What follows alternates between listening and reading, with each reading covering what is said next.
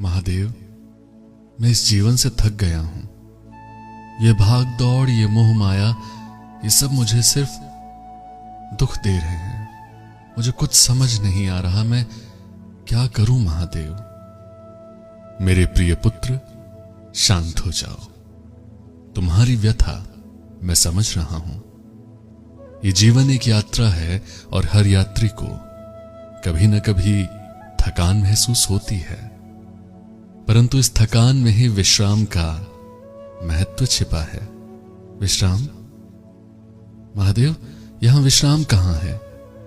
हर पल नई चुनौती है, हर पल एक नई इच्छा, और मैं इन सब से कैसे निपटूं महादेव? चुनौती और इच्छाएं जीवन का अभिन्न अंग है। इनसे भागने की बजाय इन्हें स्वीकार करना सीखो पुत्र। तुम्हारी शक्ति तुम्हारे भीतर ही छिपी है। पर महादेव, मेरा मन भटकता रहता है, कभी धन के पीछे, कभी पद के पीछे। मैं इस मोह से कैसे निकलूं? मोह एक भ्रम है मेरे बच्चे, ये तुम्हें वास्तविकता से दूर ले जाता है।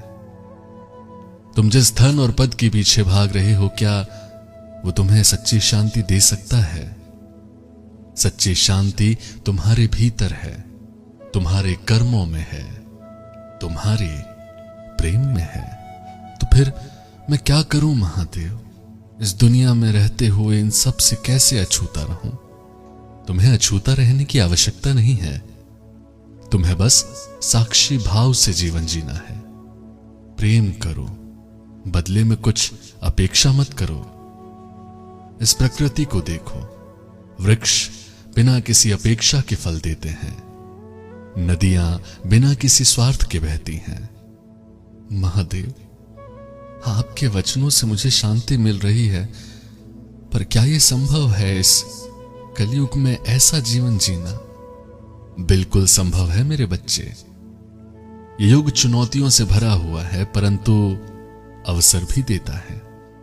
बाहरी दिखावे से परे अपने भीतर की ध्वनि सुनो, ध्यान करो, प्रकृति से जुड़ो।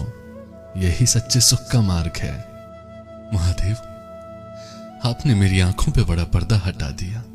अब मुझे समझ आया कि तुम्हारा दिया सब कुछ मुझे तुम्हारे शमशान में तो छोड़ के जाना है।